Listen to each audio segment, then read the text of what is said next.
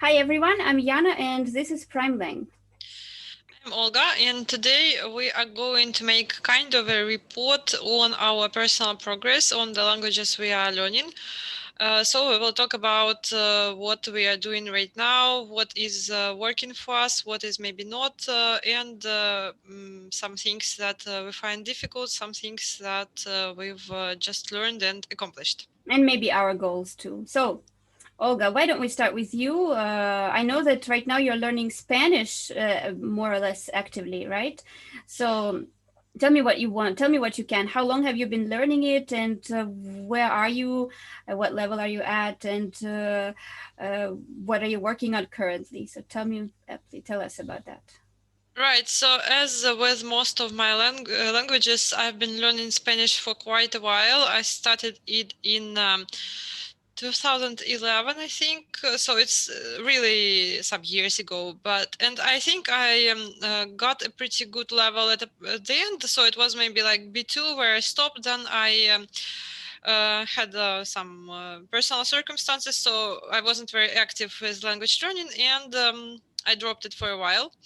So also for a couple of years I haven't been doing anything with it, or wasn't doing anything with it. Then last year I worked very actively on my French, and I think it was a very successful year for me. So I really got somewhere with that language. So I decided to make this year a year of Spanish, and in January I started working on it. Sorry, And I'm going to right. interrupt you for just a second. Could you explain to those who maybe don't know what is B2? You said that you are the level B2, but not everybody knows what that is. Yes, okay, so that's somewhere between maybe intermediate and upper intermediate, if we talk about that classification. Mm-hmm. Um, yes, well, so again, this year is not really as successful for my Spanish as the last year was for French, so I cannot say I'm 100% happy with what I've been doing yet. Done some things. So one of my goals was to read the 7 books in Spanish this year, and so far I've read just one. It was The Catcher in the Rye in Spanish, Salinger.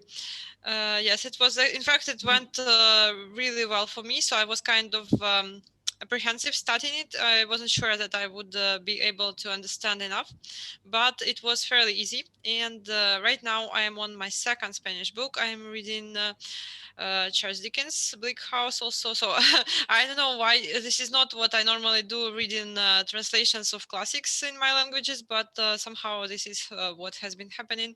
So yes, I am also doing quite well with Dickens, and I'm getting somewhere to the end. So it's a really big book, and now this feels really does feel like an accomplishment. Mhm. But what are you working on, language-wise, grammar or vocabulary? Are you Mhm, moving on from B2 and up, or have you retraced your steps and mhm. working on on the stuff that you had learned before? Right, so I have my favorite textbook for Spanish, and this is the book I used when I started learning it. So it's a Russian book. The author is Russian, and I think it explains everything very simply, and it kind of helps you to acquire the structures. So after going through the exercises, you really can use most of the structures, most of the vocabulary without extra effort. So it just gets into your head somehow. So I started it from the beginning, from the very the first unit, Mhm. and right now I have reached the middle of the book, kind of, because there are 7 big units, and I am working on the 4th, and well, I'm getting to the end of it. Mhm. Yeah, so I this year I've tried to be very diligent, and I am taking lots of notes, writing out all the vocabulary I feel unsure of, and well, so that's that. That's what I've been doing. Um, my January was very good in this sense, but then I started working on other projects, one of them being this YouTube channel, of course. So it kind of takes a lot of my time, and unfortunately Spanish has moved to the back burner. But after in fact, after making a similar video in Russian, what it was, maybe 10 days ago or 2 weeks ago, I realized that my motivation has increased again. So these videos, I think, really help to improve motivation. And lately I've been working more on my Spanish once again. So what exactly are you, what are you finding difficult in Spanish so far? You know, what is there a really hard grammar or really hard vocabulary, something that is tripping you up, you know, looking if you compare with English or French or any other languages you've been dealing with and you're confident in, and what's been like a surprise or something that you think, oh my God, this is so hard, you know? In fact, I think Spanish is the easiest language of all the languages I've worked with. Maybe because I already know French and I know quite a lot of Italian. So I really don't think I've ever had difficulties with it. So it was just going, it has always gone very smoothly for me. And it's the same now. So, of course, as usual, maybe learning new vocabulary is the most tedious part, and something I'm most reluctant to do. But other than that, I don't know. I think everything is going very well. And by the way, one more achievement that I've had this year in this sense is having a student in Spanish. So it is a friend of mine, and I suggested teaching her. So I've taught her, well, not too many lessons, I can say, but still, I think teaching a language is the most effective way to improve your personal knowledge. And because when I prepare a lesson, I always feel very responsible. So I check everything that I wouldn't check just for myself. I would probably feel too lazy to do it. But if I know that maybe tomorrow I'll have to explain this to a student, I always make sure I know everything. So I check a lot of details, and also maybe when she asks me a question, I have to find out the answer. So it's also something you discover what you don't know or what you are not not sure of, and fill in those blanks. So that's what I've done as well. Oh, that's so cool, you know. So I wish you luck with your Spanish Thanks. studies. And what is your goal exactly? When do you plan to finish learning it, or what do you want to achieve at the end of this year? Or do you have any goals? Do you set any goals for yourself, or is this part of is this turning your work into a routine rather than having making it just a romantic process as it could be for me, for instance? No, so at some point I realized that without goals I'm not getting anywhere. So I can be having as much fun as there is, but at the same time I'm not really getting any results. Like with Spanish, as I said, I've been learning it for about 10 years now, and I'm still on B2, which is not exactly what I expected at the beginning. So yes, I'm a perfectionist, and when I start a language, I always aim at fluency and the highest level possible. So I want to, with every language I'm learning, I want to reach at least what I have with my English. And that's what I am aiming at in Spanish. And well, I don't know when exactly I will be able to achieve it, but for now, my goal is to work on it till the end of this year and see where it gets me. Hopefully, at least I will. I want to get to C1. That's, I think, a reasonable goal, and well, that's what I am going to do. Mm-hmm. Okay, so I think this is all I had to say about my language learning right now. What about you? So you are working on German, right? That's correct. Okay, so explain what level you are at right now and what you are doing.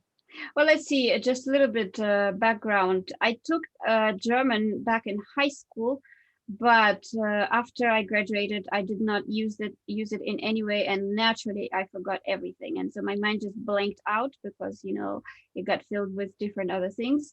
But then I read I've been bragging about it. Olga has heard the story about 1,000 times. Sorry, and but I'm just going to tell it anyway.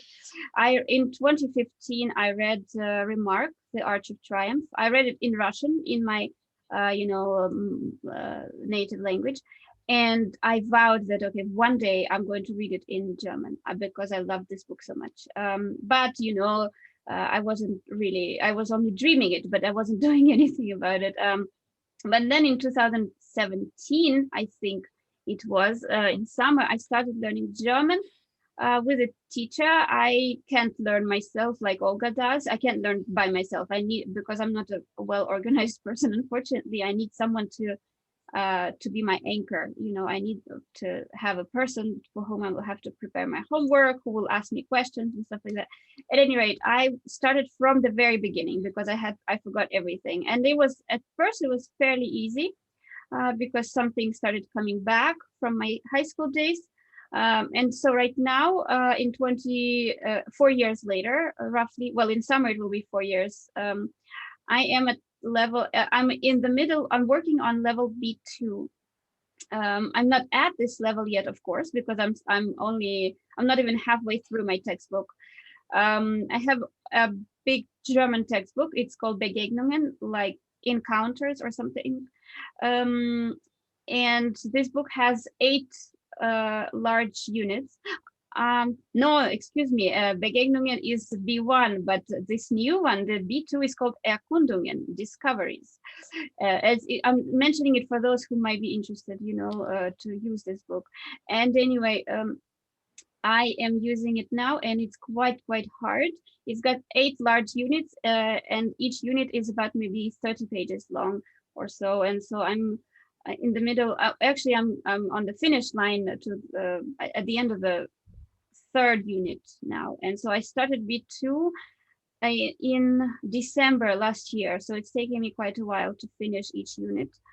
But I'm finding it harder and harder with each chapter. And the primary difficulty for me is vocabulary, just like Olga said, because it's very tedious to learn it, and there are a lot of new words that seem very similar, or in fact they're just so different they just don't stick. And in German, as you know, there are a lot of long words. Some of them are like 2-3 words put together, united in one, and others are long just because they are long initially. And so I am now working on vocabulary. And also there's a myth. A lot of people say that English is much harder than German. Well, maybe for some people it is, but not for me, because in German, the only thing that's easier than English is spelling and pronunciation. The other things are really hard. One of the things that, for instance, right now I'm working on such sentences. For instance, I'm going to Italy because I like the food. And so because there's this word weil, because the word order after it changes and the verb goes to the end of the sentence. But there's another word for because, it's den. And if there's den, the word order is direct, so which means like subject, subject, verb, and all that stuff. So the verb doesn't go to the end of the sentence. And then if you are moving your sentence like the food in Italy is so good, that's why I'm moving it. If there's that's why there's another word order where verb is in the front. And I'm like, oh, please, why complicate things so much? And I'm having trouble with this right now. And then there are conjunctions like, I'm going to Italy because of its food. And so because of, you have to remember these conjunctions or these prepositions, whatever. And there's just so much information. And for me, the worst thing also, besides this one that I mentioned, is a long list of verbs with prepositions, like remember about something, to fear something or somebody, and you have to you have to remember these, because there is no, there's no system of there is no logical explanation why this preposition is here. You just have to say, okay, you have to just accept your fate, accept your reality, and that's it. So yeah, I'm finding it hard, but I'm getting there, because I still have my distant my light at the end of the tunnel is being able to read books in German, and so I'm striving towards that. Yes, so as for conjunctions, I think I have seen the same or a similar thing in Norwegian. They also have this trick with the word order, and yes, it's kind of crazy. So it was something that seemed impossible to memorize. So I really can sympathize here. Oh, Okay, as for the prepositions, I think lots of English learners have the same problem. difficulties, yes, Yes. because in English it exists as well. So for those who deal with the same problem, can you explain what do you do, and what do you think is a better way to learn all these verbs plus prepositions? Do you just, again, getting back to our question about learning new vocabulary, do you just work with lists, or Do you have do some you have magic a trick? better way? Yes, maybe you have some we could definitely use some ideas. I could definitely,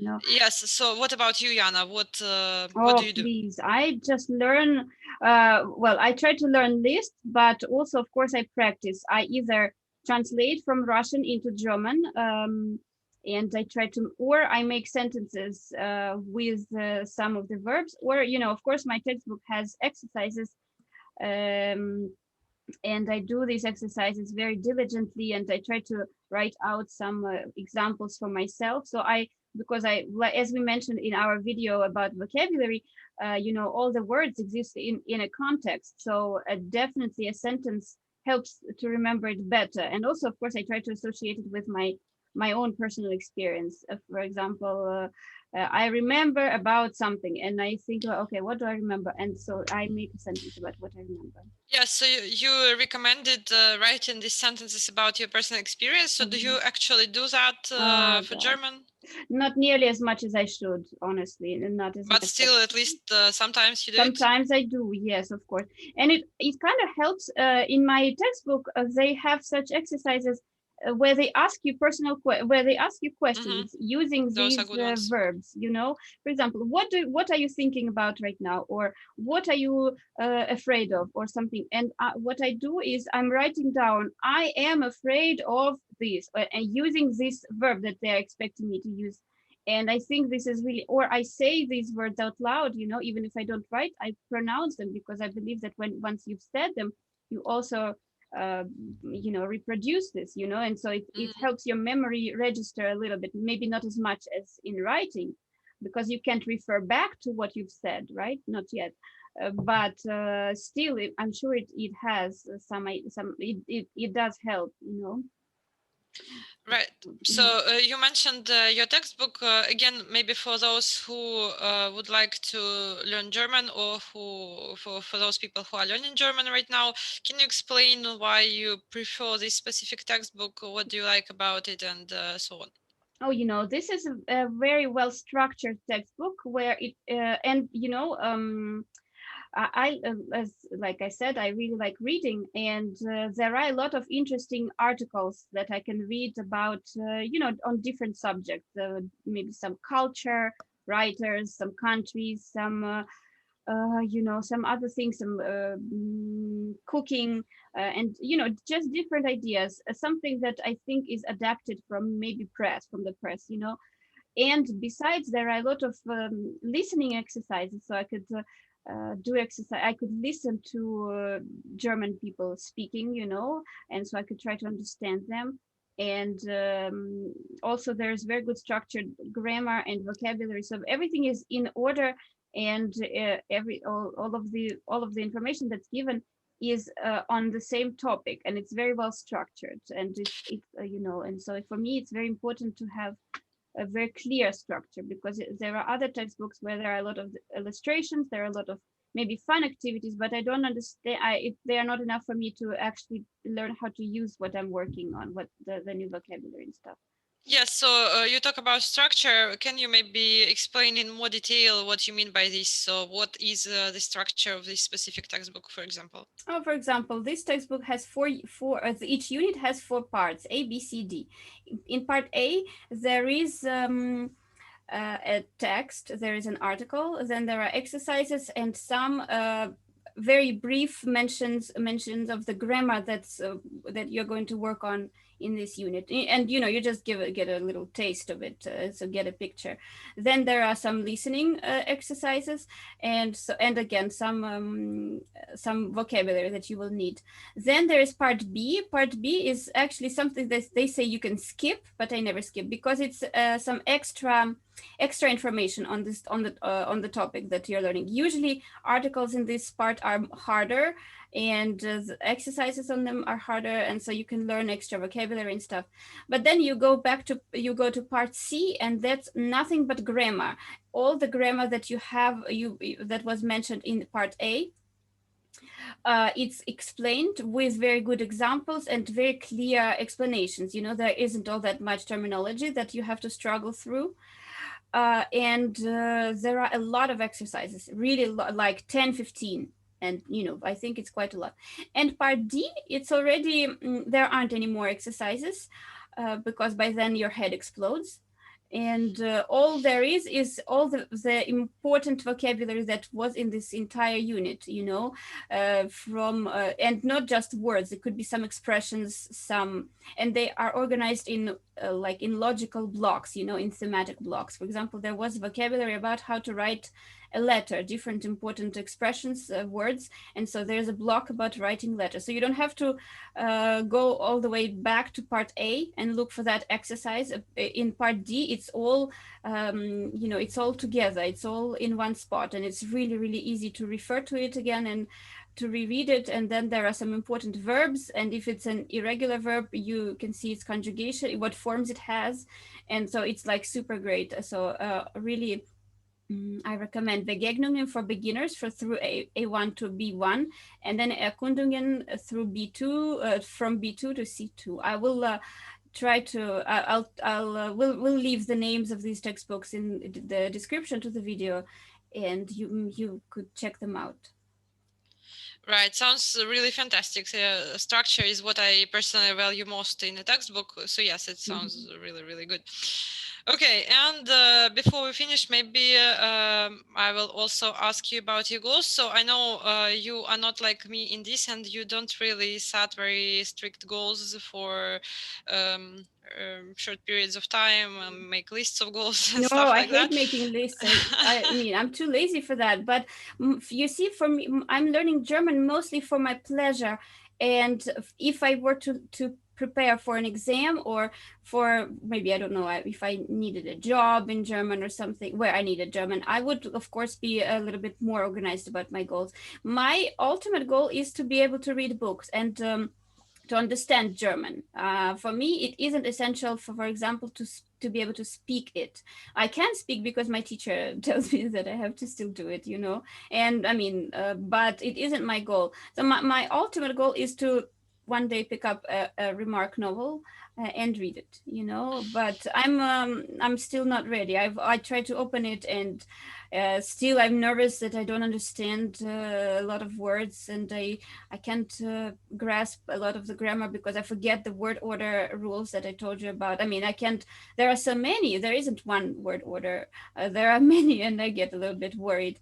And so I don't really have any goals, but I'm hoping that I will be able to finish B2 this year. At the end of or by the end of this year, or maybe early next year, and then we'll see. I'm not going to plan ahead farther than that.